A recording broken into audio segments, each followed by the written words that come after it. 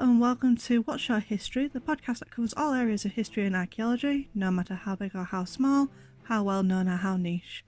Today's guest was Dr Mari Takayanagi, and she spoke with me all about her new book, Necessary Women, which is all about the women that lived and worked in the Palace of Westminster. I really enjoyed this chat and I really enjoyed reading the book. So I'll jump right in and I hope you enjoy. I'm very looking forward to this. I suppose I'll jump in with the first question is, why these women? Why are these the necessary women? Why are they the necessary women? So the necessary women in my book, co-authored with Elizabeth Hallam Smith, full credit to my co-author, the women who worked in Parliament over the last couple of hundred years. The book covers the story of women from about 1800 to about 1960, because sort of things sort of naturally changed then.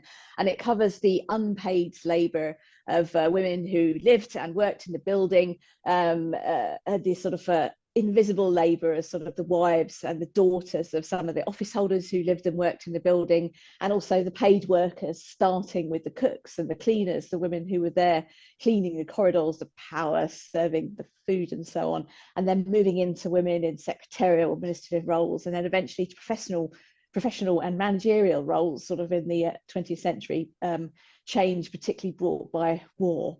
Yes, so it's about these women that sort of keep our democracy running. And when you were writing it with your colleague, how did you decide which ones you were going to talk about and which ones she was going to talk about? Yes, so what we found is we were both researching the same subject, but from different time periods, and in fact we met in the middle, so it worked out really rather nicely. I had started researching women working in Parliament as part of my PhD, which was quite a long time ago now. I finished that in 2012. And I always had it in my mind that this was the favourite bit of my research, and it was the bit that I wanted to turn into a book. I was doing other things, I was busy, I had a job, etc., etc. But then by chance, I found out that Liz Hallam Smith, who is a parliamentary colleague of mine, an expert in the building in particular, was also researching women's staff, but for an early period, sort of from the 18th and into the 19th century, whereas my research picked up in the mid-19th century. So basically, we met in the middle. So this is back in 2017. We had lunch in Westminster Abbey Solarium restaurant, and we clinked glasses of wine, and we said one day we will write a book together. And then we went off and did nothing for a couple of years, and then we came back to it sort of during COVID and put our research together. So yes, so Liz wrote roughly the first third, and I wrote roughly the second 2/3. But it's not as simple as there's not a point in the book where you can tell that. In fact, I think the biggest compliment we had from our publishers, they couldn't tell who had written what, because we each edited each other's work and each dropped bits of research into each other's sort of parts of the book. So it was very collaborative. I think it was very sort of feminist collaborative. We got on really well, and and we're both really proud of the result. That's brilliant. So I'm very much into like women's history. I know it's getting more and more recognised now, thankfully, but there is just so many little branches that we just don't know. When you were doing your research for this, who out of the women that were actually in your book, which ones stuck out to you the most? Which was the ones that you were like, oh, this is really interesting? So there are many fascinating stories in the book, and the approach that Liz and I had was very much to tell the stories. So we were not trying to sort of do a comprehensive list of here's every woman who ever worked that we found and exactly everything, because that would have been it would have been interesting to some people, but we wanted to make it as accessible and interesting to as wide an audience as possible. So we very much tried to focus on particular chapters on particular women, or maybe a couple of women. And so from the early part of the book, the standout names are people like Jane, Goddess of Bellamy's, who was written about by Charles Dickens. And then sort of a little bit later in the 19th century, my favourite woman in the whole book, May Ashworth, who was official typist to the Houses of Parliament. There's the women pictured on the front cover. You see there are three faces staring out. One of those is May Ashworth. The middle one with the sort of woman with the big dark eyes is Eliza Arscott, the House of Lords principal housemaid, who very sadly suffered mental illness and was consigned to asylum. The other picture on the cover is May Court, who was one of my earliest discoveries for my PhD all that time ago, and she was accountant between the wars. And so those are some of the sort of absolute standout names. But yeah, there are many interesting stories there. And when you were doing your research, did you find it difficult to actually find evidence of them in the records and stuff? Were they invisible, or did they kind of stick out like a sore thumb that no one's worked on before, or something like that when you were looking at the research?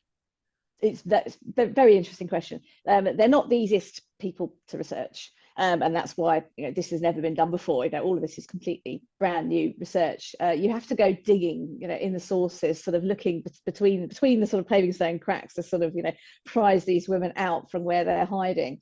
Now, in some cases, that's because there is genuinely very little about them. And this is the case, very sadly, of course, with working class women who may leave very little trace in official records, except when things go wrong, like my Eliza Arscott, my housemate who went mad. Yeah. But in other cases, it's really that maybe when archive papers were being catalogued, it was not at the forefront of people's minds to sort of think about, maybe people would be interested in these girl porters who worked in Parliament during the First World War, but if they think people will be interested in all the men who went off and served, and they overlook the fact that, in fact, there's also a little tranche of records here about the girls, and they were girls. The youngest was only 14 years old, who came and sort of filled in for some of the men. So sometimes you just have to sort of look twice at things and see what's there that hasn't necessarily maybe been catalogued very clearly or very well. And then sometimes it is just literally a case of looking for women's names in sources. So when I started doing research a long time ago, and I was looking in the senior staff lists to see when women picked up in sort of the senior. And these are sort of published lists, sort of directories of senior parliamentary staff. And I didn't expect them to find them until sort of post Second World War, and then lo and behold, I saw a Miss Court, sort of pop up in the 1920s, and it's like, oh my goodness! So it's and there she was, but nobody had ever sort of thought to look for this for her before, or thought that this was interesting. But there she was, hidden in plain sight, and once I went looking, I could find other material. I should say the other thing that's made a huge difference to research like this is the much easier availability of digitized sources. This is not the case even sort of 10 years ago, I'd say, newspapers in particular. So women like Mrs. Gully, who's the wife of a speaker in the sort of late 19th, early 20th century, Liz did that research, and she's almost invisible in parliamentary records. But if you look in newspaper records, she's there, sort of, she's being interviewed, she's hosting parties, and her name just pops up. And that research would have been impossible back when I was doing my PhD, for example, and I wanted to look at newspapers. I had to go to the British Library newspaper library in Colindale and look at microfilm and spend hours sort of scrolling through microfilm on a machine. And now, of course, so much of that is digitized. If you're looking at the right database, you can find things so much more easily that way. Family history sources as well, census returns, births, marriage, deaths. We made a lot of use of Find My Past and Ancestry and so on. To fill out the sort of backgrounds. So sometimes you might find the sort of name of a woman, like say a girl porter working in Parliament, and there may be very little information about her in the parliamentary record, but if you've got something like name and the date of birth, if at all possible, suddenly you can open up, you can find out who their parents were and what they did afterwards and so on. So and sometimes discover things really unexpectedly that way, like Barbara Shuttleworth, who was a secretary during the Second World War and served in Parliament's Home Guards. I thought she just died in the 1950s because the parliamentary record just says died. But when I came to the book, I was like, oh, she was very young, actually. Well, how come she died? And when I went digging a bit further in family history records, I found she was murdered. You wouldn't guess that from the sort of record of her employment in the House of Commons, but that's what happened. She was murdered by a Polish RAF officer who she had a friendship with, shall we say, sort of during the war, and who later stalked and then murdered her. Very sad. Yeah. So do you work at the archives in the Westminster? Yeah. Do you find that working there made it a lot easier for you to then go ahead and do this research? Yes, absolutely. I describe myself as an archivist and a historian, and one definitely helps the other. It's not necessary to be a historian to be an archivist or vice versa, but if you can combine the two, it's enormously helpful. I've worked in the parliamentary archives for more than 23 years, so I know our sources pretty well. And I work in public services and outreach, so I help people do their own research all the time. And the reason I did my PhD is because I found it frustrating sort of helping people and never actually getting to read the things myself. So this meant that I was ideally placed to sort of trawl our sources. And Liz Hallam-Smith, my co-author, is also an archivist by background and a librarian. She used to work at the National Archives, the government archives at Kew, and so she knew their sources really well and was in a really good position to trawl those. So between us, sort of we were experts in these particular archives and also very well equipped to search catalogues and find archives elsewhere. That we consulted a lot of different archives sort of all over the country, perhaps not enormously far afield, but certainly in places like Oxford and Cambridge and LSE and other significant sort of political archives. So yes, it was very helpful. Yeah. Well, I will admit that I've not read the whole of the book just yet. I'm a very slow reader, but I have gotten up to the point of meeting Emily Davison, the suffragette, Yes. who ended up sneaking into Parliament, and I found that a very interesting story, mostly because it's suffragettes. But yeah, the writing style of this book is very. I really enjoyed what I've read so far. I've been really enjoying it. It's very tangible, especially as this is nothing that I know at all. I've got no background in this at all, so I found it really interesting. But yeah, in regards to what's she called, the lady in the middle, the one, Eliza Arscott, yes. Yeah, I found her story particularly interesting. Did you say your colleague wrote about her? No, that was me. That was you. Yeah. Could you go into a bit more detail about her story? Because I found it very. It's more interesting, like the sources that you said before, because even though her story is the one you focus on, I like the fact that you mentioned someone else going, oh, wait a minute, same thing happened to someone else. So Eliza Arscott, the woman in the middle picture, was principal housemaid to the House of Lords from 1895 until 1901. It's very interesting. If you've read the early part of the book, in fact, you'll have read about some of the earlier housekeepers in the Lords who were actually very grand. And I think this is really interesting in terms of sort of thinking about sort of lessons for present day in particular, that, you know, it's not a story of progress. There are pioneers and there are steps forward and then there are steps backwards, and this is definitely a step backwards because the House of Lords housekeeper went from being a very grand responsible role, responsible for all sorts of things, well paid and with a sort of palatial apartment, to sort of basically save money. Bits of her job were given to men. The role is downgraded, it's renamed from housekeeper to principal housemaid. The salary goes from annual to sort of a weekly wage, and she loses a pension, and that's when Eliza Arscott is appointed. So basically, in the course of sort of a generation or so, the Lords has gone from a very grand officer of the house, woman being officer of the house, to suddenly sort of a very poor, ordinary domestic servant. So Eliza Arscott. So what happened is that the first few years were okay. There was a terrible battle over her right to live in the Houses of Parliament because basically the Office of Works, who controlled the estate, did not want her to live on site, and then they said she could live on site when the Lord said that she needs to do her job. They said she can live in 2 rooms, we won't furnish them.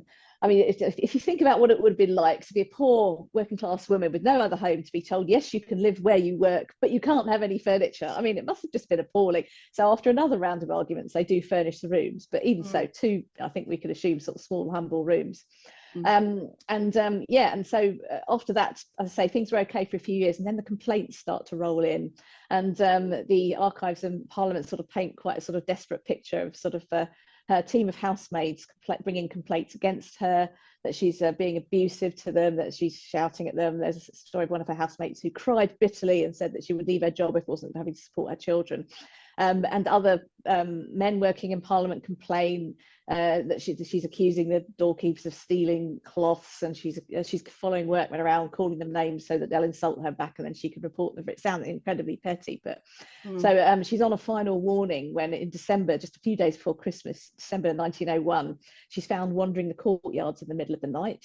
So Parliament, the Palace of Westminster, is sort of built around courtyards, a bit like a Oxbridge College or a Inn of Court.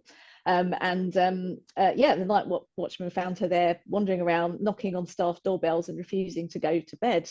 So her managers are sort of called out. They try and persuade her to go in. The doctor is called, eventually persuades her to go in, but she's clearly in a very bad state of affairs. The House of Lords has sort of done a bit to try and help her. They've allocated a nurse to her by this point, but the nurse has got no control over her. Her housemaids have got no control over her. And so very sadly, there just comes a point where the Lords just cast her out, basically. They send her to the workhouse, and she goes from the workhouse to the lunatic asylum, using the parlance of the day, Hanwell Asylum in London, and she never leaves it. She dies there in her 70s in 1933 from senile decay, which probably just means old age. But one of the sort of fascinating things in terms of archival discovery, you talked to me about being an archivist, and so the picture which is on the cover of the book with her with the huge dark eyes is from the asylum casebook, which is held at London Metropolitan Archives in London, along with all the other archives of that asylum. And I made an appointment. I emailed the staff, asked what they've got. They said, you come and look at the asylum records. They suggested a few things. I ordered them up. I went there, and all I was hoping to do was find her name. I just hoped that I would find her name to prove that she'd been admitted and find out what happened and how long she was there, because I didn't know that way. Instead of which, first I found that, which was great because it said, from the House of Lords. I was like, that's her, that's brilliant, definite. She was definitely there. And then I started to turn the pages of this big casebook, and there were photographs. And I turned a page, and there she was, staring out at me. And it's like, oh my goodness, because it's actually incredibly rare to find photographs of these early women. Even frankly, some of the later women, I don't have any photographs of. And there she was, sort of just staring out at me. So yeah, when it came to sort of the cover of the book, Liz and I were more keen than anything else to get her picture on the cover, and we were very pleased to sort of get all the permissions for that. Because she really stares out. She's wearing this big lace collar as well. And so then I started to read the casebook, which is just, again, really tragic, the sort of doctor's notes on her, which are she sort of sounds as if she possibly has something like, I'm not a doctor or an expert, of course, but she sounds like she maybe has some sort of a psychotic illness, something like schizophrenia, even though the diagnosis officially is melancholia, which sounds like depression, but she doesn't sound depressed. She's busy making accusations. She's saying that she's the Queen of England and so on. But if you read between the lines, the doctor's notes say things like, says she's the principal of the House of Lords, and in fact her title was principal housemaid. Thinks she owns all the furniture. It's like, well, we know she had a terrible battle to have furniture in her room. So if there'd been time, resource, social workers, anything at the time to sort of delve a bit more deeply into this, or modern medicine, you feel that there would have been some scope to help her and get to the bottom of this, instead of which, that's it. She was in the asylum. She's described as sort of a good hard worker who did needlework, so maybe she made her own big lace collar. And as I say, she never left. So and that's the story of Eliza Arscott, which I think is probably the most tragic in the book. There are other women in it who suffer, shall we say, mental illness. There's a woman called Charlotte Bladen who had five children, 4 of whom were born in the House of Lords, and 2 of them died there as well. That sort of thing. She also ended up in a sort of asylum late in life. That was how society dealt with people like this, poor women and indeed men in this situation. There wasn't anything else if they couldn't be cared for by family or friends, and that's what happened to them. And sometimes we get these little glimpses into people's lives. I know you said that I know you're not a doctor, but what do you think may have caused us to have this episode in the end? Yes. Because in the book it's very much like they make a point of going, well, if they have furniture, then hopefully they'll be happy. Well, quite, yes, indeed. I'm not a doctor, but I did talk to a friend of mine and showed all the case notes to a friend of mine who's both a historian and a geriatric psychologist, so sort of had reason to be expert in this. She's the one that gave me the opinion that it sounds more like a psychotic illness than anything else. You cannot be sure. You cannot diagnose people 100 years on just on the basis of this. But if you had to guess, that's probably what you guess. Whether this was sort of inevitable, how far it was brought on from working in the House of Lords is again something we can only guess at. I suppose all in terms of the evidence, she came to the Lords with an excellent reference. That's there in the records. So she was born back on the in the southwest of the country, near the border of Devon and Cornwall, and she comes to London as a sort of young woman, sort of 16 years old, I think, to work as a domestic servant. Presumably there are just more jobs there, and she comes to the Lords with an excellent reference, just from sort of a male head of household. So there may have been problems there, but if so, they're not clear in the reference. And once she starts working in the Lords, the first sort of 3 years or so, okay, before things start to deteriorate. So it's possible it was always there and just sort of came out at this point, but it's also possible that working in the Lords, maybe there was some triggering event, or maybe lots of sort of small micro aggressive type of events that sort of brought this on to the point where it brought on sort of a full-blown fit, and after that, as I say, sadly, nothing more could be done. I genuinely found her story very fascinating. It did also find it fascinating of like finding out that other people after her or even before her had the same sort of thing. This is why I was wondering, that obviously you're never going to know unless you get a time machine to go back to that time and see it, but it would be interesting to find out, like, okay, what's actually causing these events, because she's not the only one. Other people have the same problem. Maybe it's just the stress of the work. Well, this is the thing, that today we understand workplace stress as a thing, but nobody understood that 100 years ago. Obviously, people were understood to work hard, or maybe to not work hard, but the idea that your workplace would bring sort of that sort of that level of stress was just not there. So it was, no, she's gone mad, and that was that. Yeah. The other lady that I found very interesting as well, I've left notes. Marvelous. Is May Ashworth. I found her story very interesting as well. Would you like to talk a bit more about her? Yes, well, she's one of the other ones on the book cover. Yes, she's on the right hand side there. So yeah, May Ashworth, as I've said already, is my favourite personality and necessary woman. So in terms of her sort of parliamentary story, she's wins a competitive contract in 1895 to be official typist to the Houses of Parliament. And this is a huge achievement, and we really should not sort of gloss over this. She was a Victorian clergyman's daughter. She was one of 5 sisters, so obviously they had to go out and work, they couldn't all support themselves, and in an early era, I think she would have become a teacher or a governess, but by this point, typing has been invented. Typing is a new technology of its day. It takes a while to get to Parliament, because Parliament's not a sort of early adopter of these things, but she is absolutely at the forefront in the 1880s, and not only, and she could have just learnt typing and settled down in an office, but she doesn't do that. She sets up her own company. She's an entrepreneur. She sets up with no capital, and then, as I say, she wins this contract, and there's a great furore in the trade press by a lot of men who can't believe that they didn't get this contract, basically, and that she got it. And she's accused, this is an interesting sort of illustration of how difficult it is for women to succeed in business then and now, but she was accused of undercutting them, of paying rates below the sort of union recommended, and not paying her workers enough, whereas in fact she was intelligent enough to look at the situation and realise that she was going to get rooms in Parliament, office space. She didn't need to pay rent, she didn't need to pay for heat or light or anything like that, so she could offer a discount and still pay her workers, and she was acknowledged as being at the forefront of paying women workers, at the forefront of sort of knowing about welfare and so on, and it comes across in all the sort of material about her that she cares about her workforce.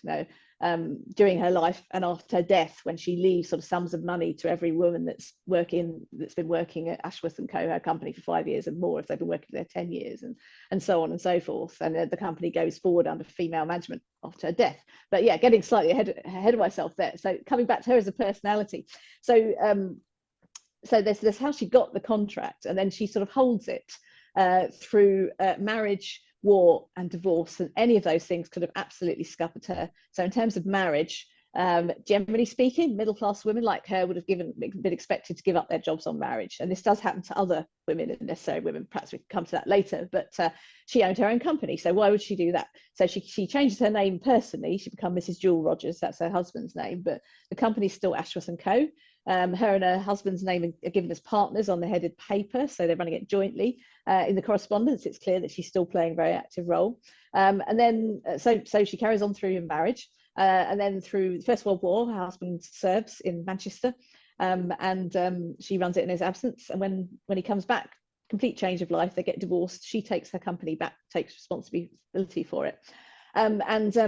Sort of her little insights into her personal life are also sort of really fascinating here. And you don't get that with all women either. But in her case, it really stands out that she lied about her age on official records throughout her life, which is very interesting when I had to trace her a number of years ago now. Thinking, hang on, is that really her? Is that date wrong? But no, it's actually clear. I can establish her date of birth definitely.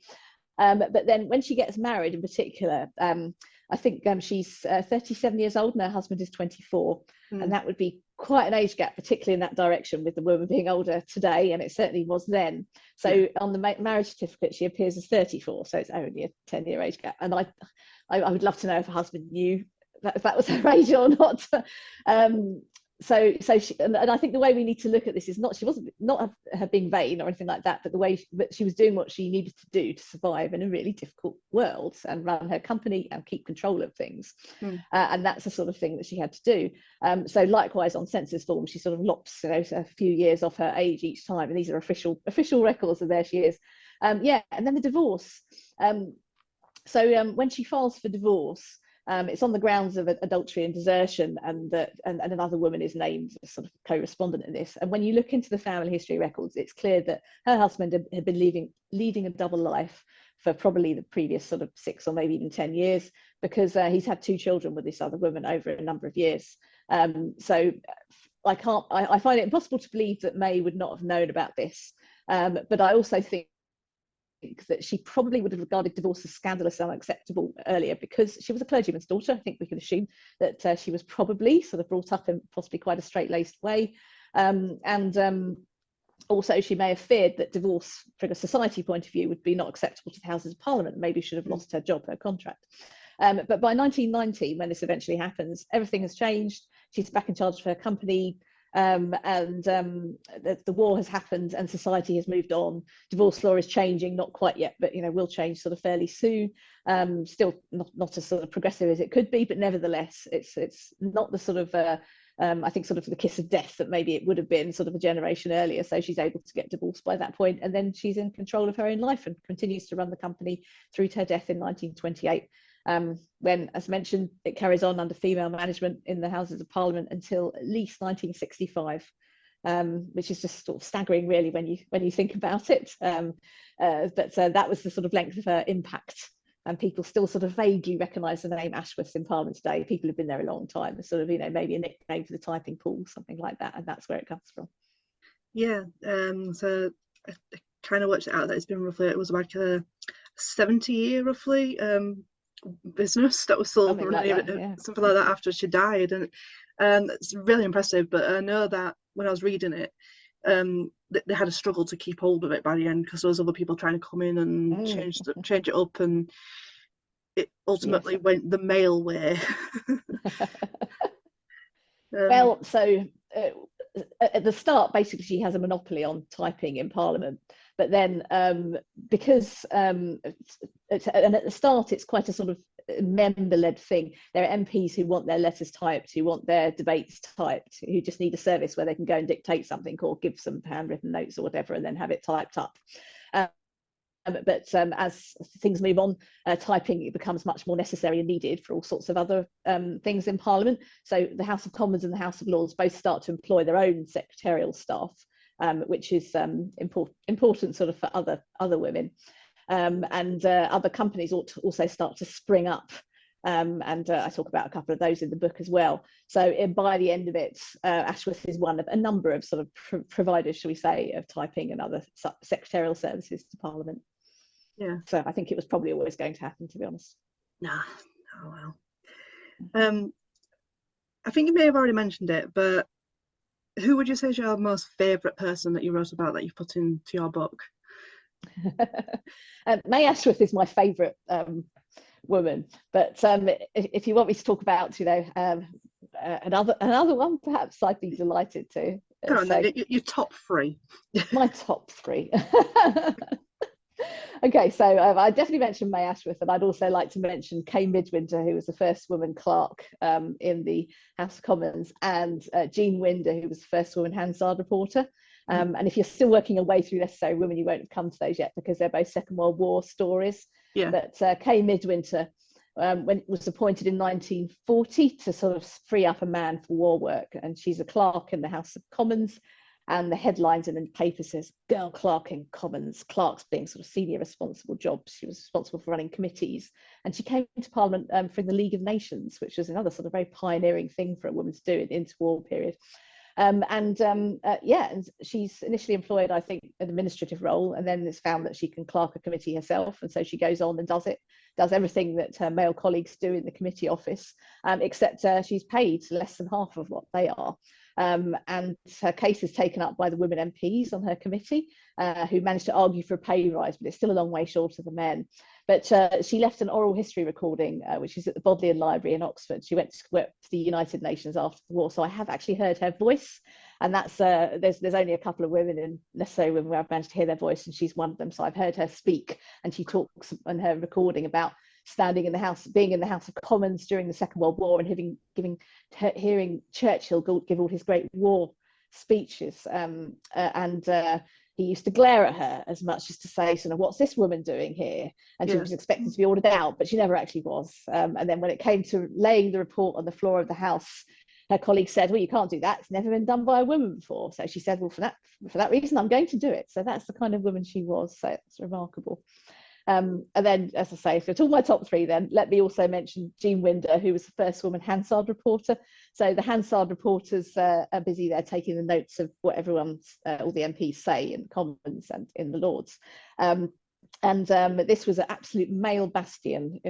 Women might be sort of taking dictation elsewhere, but they could not sit in the gallery of the House of Commons and do it until they ran out of men. They completely ran out of male manpower in 1944, sort of late in the Second World War. The editor of Debates makes it clear he's only employing her because he was unable to find a suitable man. And of course, she's brilliant because she comes with an enormous pedigree of taking verbatim shorthand elsewhere. She comes in, she's temporary, but she's made permanent very quickly. But she's also put on a women's equivalent pay scale, and she hits the top of her pay scale a couple of years after the war. And then she finds out that she's been put on this women's pay scale. And basically, this is the most appalling, unjust case of unequal pay. And everyone takes up her case. She gets full support in the House of Commons. Everyone's up to the Speaker. Irene Ward MP sort of brings her case up in the House of Commons. So brilliantly, you could read Hansard, the record of parliamentary debates, and Jean Winder's sitting up there in the gallery while her own case is being discussed on the floor of the House of Commons, which is just marvellous. And Irene Ward says, I've got permission of Miss Winder to bring up her case today, as we have this terrible position where a female servant of the House is being denied a salary, which has been approved by Mr. Speaker. And the Treasury file, which is at the National Archives, it's an enormous thick file, and it's just, you turn page after page and it's just, you can't believe it. The Treasury just do not want to pay her the same as men. It would just set this terrible, sort of the idea that it might be the right thing to do never enters their mind. It's not, it doesn't even seem to be about the money. It's just about upholding this principle which they value so highly. And after years of battling, Jean Winder does eventually get awarded equal pay. So I think it's 1953, a couple of years ahead of the sort of wide equal pay in the wider civil service. And of course, we have to wait until the Dagenham Ford Workers strike and Barbara Castle's Equal Pay Act in the 1970s for equal pay to sort of come more broadly. So she's a bit ahead of that. So for her last year, she did at least get equal pay. But very sadly, despite being a pioneer, they didn't appoint another female Hansard reporter the whole time she was there. So she retires 1960 or 61, and there's not another female Hansard reporter until 1968. That's a sort of one of the sort of reasons that the book ends when it does, sort of around 1960, because quite a number of the pioneering women's stories ends there, and then there's a bit of a gap before second wave feminism comes along and changes things in the 1970s, and that would be a whole nother book. Yes. Do you think you're going to write that book? I don't think so, because it's a little bit difficult being a member of staff myself in Parliament to write about something that would impinge on sort of current affairs, and it would also require a sort of completely different approach, because many of the women employed from 1970 onwards are still alive. Perhaps not quite still working, but fairly newly retired. I know several of them. You would have to do oral history recordings, and there are still parliamentary pioneers being appointed today. Since I've been working in Parliament, we've had the first female sergeant at arms, Jill Pay, in the 2000s, and then the first female Black Rod, Sarah Clark, appointed just a few years ago. When I started working in Parliament, more than 20 years ago, no one ever dreamed there'll be a female Black Rod, and we have one today. But we're still waiting for women to enter a few other positions in Parliament, Clerk of the Parliaments and Clerk of the House, which are the top jobs in each house. So I don't know when that'll happen, but we're not at the end of this story of parliamentary pioneers just yet. Maybe it'll be something that you'll write when you retire and you can write about it. That I think is maybe not impossible, but yes, I've got a little way to go before I get to that point. Fair enough. So yeah, you've mentioned the women that you liked writing about the most. What would you say is the most difficult story you had to write about? Very interesting. I'm not sure any of them were sort of difficult in the sense of sort of stories that one didn't want to tell.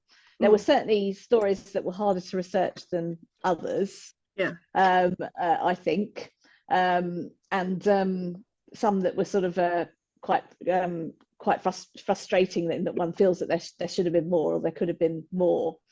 So, for example, I would have loved to have sort of written a bit more about Elsie Hoath, who was House of Lords refreshment manageress, sort of appointed in 1939, who then kept the job and ran the House of Lords kitchens through the Second World War until she retired around 1960, around that date again. And there's just frustratingly little about her. There's quite a lot about her predecessor, who sort of lasted only a few months and then threw up the contract. She wasn't making enough money. Maud Waddell, that was a sort of fascinating thing. But then you get onto Elsie Hoath, and it was hard to sort of track down her family history. It was impossible to find out what she was doing before she suddenly pops up running the House of Lords kitchen. I can only assume that she was working there already, because she sort of pops up and takes on the contract so easily that maybe she was in a more junior role, or maybe she worked in the Commons and came across to the Lords. Both of those would be quite possible, but I just don't know. And I would have loved to have found out more about what it was like running the kitchens through the Second World War, during the bombing, during the Blitz, when the House of Commons chamber was bombed to smithereens. There's quite a lot of other Second World War material in the book about the Home Guard women who were nurses and fire watching and so on. But yeah, Elsie Hoath is there running the kitchens throughout, and she's really just a name until she retires. And then, absolutely fascinatingly, at the end, when she retires, she hasn't got a pension or anything. So the House of Lords refreshment committee have a whip round for her, and they raise enough money to buy her a watch and an annuity, So, and she's referred to as Miss Hoath throughout, and nowhere do they give any indication that they knew that she'd actually gotten married a few years before and was at this point a widow. And I would love to know if she concealed that, because she would have had to have resigned on marriage, because the marriage bar, which I've mentioned, which appears elsewhere, whether she deliberately chose to conceal that, whether she just decided that she didn't want to be known as a married woman in the House of Lords. She just wanted to carry on being Miss Hoath. Maybe she feared attitudes towards her would change, or maybe she just didn't think it was necessary. I just don't know if it was a big deal for her or not. All I know is that she definitely did get married, and then her husband died, so she was a widow by the time she retired. And as I say, the Lords give no indication that they knew this at all. So yeah, it's one of those sort of rather frustrating loose ends. So yeah, that's a sort of more difficult side of things, where you dig and dig, and eventually you just have to give up. Yeah. If you were to write another book, would you follow on with this one, or would you be focusing on women in a different field or anything like that? So I mean, there's definitely scope to write another book on this topic, but I'm probably not the person to write it, at least not now, not this point in my life, the sort of post 1960. Sorry. There's also a broader history to be written about staffing generally, including the men, because Liz and I were very conscious as we wrote this book that there's all sorts of fascinating stories about men as well, but that's just not what we were writing about. So the history of parliamentary staffing is completely under researched. It's very hard to piece together what happened at all, how the houses were organised or anything like that. But that would be a much sort of bigger project. And again, I think not one for me, not at this point. What I would like to research and write about next is a bit different. I'd like to go back to another bit of sort of early research I've done and like take it on further, which is what happened after the vote was won, or what the partial franchise was won in 1918. So as you've mentioned, Emily Wilden-Davison plays a part in Necessary Women, and the sort of chapter about suffrage. It's not a book about suffrage, but there's a chapter about suffrage because you can't just ignore it while all these women, while writing about all these women's staff. And in 1918, some women over the age of 30 get the vote. And this is followed by a whole raft of legislation that affected women's lives and gender equality over the next 10 years and a bit beyond, which shows the effect of women voters on male MPs, because there's very few women MPs. The ones that are there are very important, but there's just very few of them. I've been part of a project called Women's Interwar Legal Landmarks, which has sort of put together a bunch of, I think, sort of 30 odd legal landmarks in that interwar period, some of which are court cases, but others of which are acts of parliament or other things along the way. And they weren't all successful, but they all sort of moved the story on, the sort of story of feminist campaigning after the vote was won, because it's generally assumed that 1918, that's it, whereas in fact there was another 10 years of campaigning before we get equal franchise in 1928. And the suffrage organisations sort of spread their wings and campaigned on all sorts of other issues, which include things like entrance to the professions, like the legal profession, which women were barred from, divorce law reform, property rights, adoption, you name it, basically. So just about all aspects that you might imagine that there'd never been much legislation on: the guardianship of children, widows and orphans, pensions. You get legislation on all this, and so that's what I would like to go back and do more research and writing about. And I've got my eye on 2028 as the centenary of equal franchise. Because back in 2018, I was involved in a project called Vote 100, sort of marking 100 years of the vote in Parliament, and indeed elsewhere. There are a lot of stuff going on in 2018, but I think 2028 ought to be even bigger, because it's really the more significant of the two anniversaries. It's a sort of full equality without these sort of caveats about ages and age and class. Basically, you remove these sort of barriers. Although of course it doesn't mean that women are equal, because the battle still goes on today in so many ways, but it's a huge landmark in the story of democracy in this country, basically, and arguably the most important of them all. So that's what I've got my eye on. Got 4 years before that happens, so well, we'll keep our eyes open for another book that'll come out with your name on it. Oh, thank you. So for anybody who wants to purchase this book, where's the best places to get it?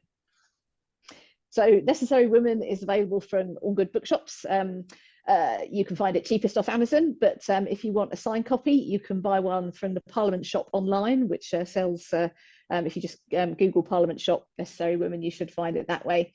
Because Parliament has its own shop, and so Liz and I sort of sign the copies that go out from there. But if you prefer to buy from Waterstones or whatever, you should be able to buy it from there as well. Yeah, I'm always delighted to hear about anybody that's read it and what they think of it. So I'm very glad that you've been able to read it, or some of it at least, for this podcast.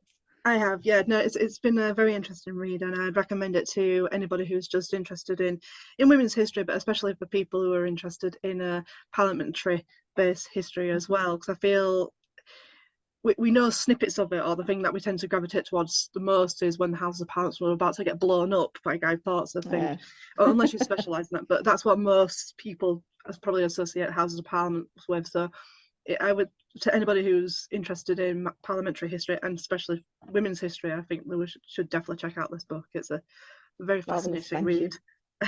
So yeah, thank you for appearing on this podcast. Sorry, we've had a bit of technical issues in between. No, not at all. But it's been really wonderful to talk to you, and hopefully I'll get a chance to talk to you in 2028 when you write your second book.